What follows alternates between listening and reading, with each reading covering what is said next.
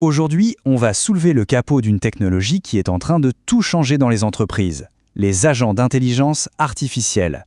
On va décortiquer ensemble comment on passe de l'idée à un agent bien réel, en construisant des workflows qui les rendent à la fois autonomes et super efficaces. Alors, voilà le programme. On va commencer par le pourquoi. Pourquoi c'est si crucial en ce moment. Ensuite, on va disséquer l'anatomie d'un workflow IA, avant de suivre pas à pas un plan de création en 9 étapes.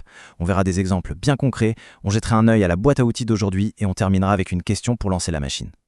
Allez, on attaque direct. Pourquoi cette urgence? L'automatisation, ce n'est plus un luxe, c'est devenu une nécessité. Partout, les entreprises cherchent à être plus efficaces. Et les workflows IA, c'est la réponse la plus puissante qu'on ait aujourd'hui. Et ce chiffre, il parle de lui-même. 92%. C'est quasiment tout le monde. C'est la proportion d'entreprises qui comptent mettre plus d'argent dans l'IA. Ce n'est pas juste une petite tendance, c'est un véritable raz de marée. On est en train de dire au revoir au processus manuel, lent, coûteux, pour entrer dans une ère où l'IA devient le moteur de tout. Ok, mais concrètement, c'est quoi la différence entre un workflow intelligent et un processus classique? Parce que la différence, elle est énorme. Il ne s'agit pas juste d'aller plus vite, non, il s'agit de penser le travail d'une toute autre manière. Là, c'est super clair. À gauche, on a le workflow traditionnel. Imaginez une recette de cuisine, des étapes fixes qu'il faut suivre à la lettre, avec toujours quelqu'un derrière pour vérifier. Et à droite, c'est le chef cuisinier. Il est autonome, il s'adapte s'il manque un ingrédient, il prend des décisions pour que le plat soit parfait. C'est exactement ça la révolution. Pour le dire simplement, l'idée, c'est d'intégrer l'IA au cœur même des opérations. Prenez un service client. L'IA ne se contente pas de donner une réponse toute faite. Elle analyse la demande, elle va chercher les infos dans la base de données, elle prépare un dossier complet. Tout ça avant même qu'un humain n'intervienne. C'est ça, la rationalisation par l'IA. Et pour qu'un agent IA fonctionne, il faut assembler ces 4 briques. C'est essentiel. D'abord, le cerveau, le fameux LLM qui comprend les demandes. Ensuite, les bras et les jambes, le système d'automatisation qui exécute les actions. Puis, il lui faut des clés pour accéder aux données et aux outils de l'entreprise. Et enfin, une interface simple pour que l'humain puisse interagir avec lui. S'il en manque un, tout s'écroule. Bon, maintenant qu'on a vu le pourquoi et le quoi, passons à la pratique, le comment. Voici une feuille de route en 9 étapes, une vraie recette de cuisine pour construire son premier agent IA. La première phase, la stratégie, est sans doute la plus critique.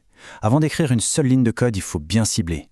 On commence par identifier une tâche répétitive qui a de la valeur. Ensuite, on cadre son rôle très précisément, avec une procédure claire. Et enfin, on choisit le bon type d'IA pour le job. Une bonne préparation ici, ça évite pas mal de maux de tête plus tard. Une fois que la stratégie est posée, on passe à la construction. On dessine l'architecture technique, on choisit les bons outils, et puis vient l'étape cruciale, la rédaction des prompts. C'est là qu'on donne ses instructions à l'IA, c'est là qu'on lui apprend à penser et à agir comme on le souhaite. Et la phase finale, c'est le grand saut. On prépare et on nettoie les données qui vont nourrir l'agent. Ensuite, une phase de test hyper rigoureuse est indispensable pour traquer la moindre erreur. Et seulement après ça, on peut déployer l'agent pour de vrai, tout en gardant un œil constant sur ses performances pour l'améliorer au fil du temps. Ce plan, ce n'est pas que de la théorie, loin de là. Des entreprises très connues l'appliquent déjà et obtiennent des résultats bien tangibles, que ce soit dans le service client ou dans la vente.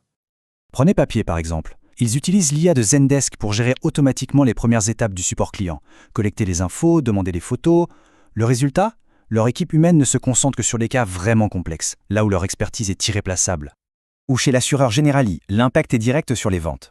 Un workflow IA analyse les profils des clients potentiels et génère des offres sur mesure, ce qui a réduit la durée du cycle de vente de 20%. C'est un gain de temps énorme qui se traduit directement en chiffre d'affaires.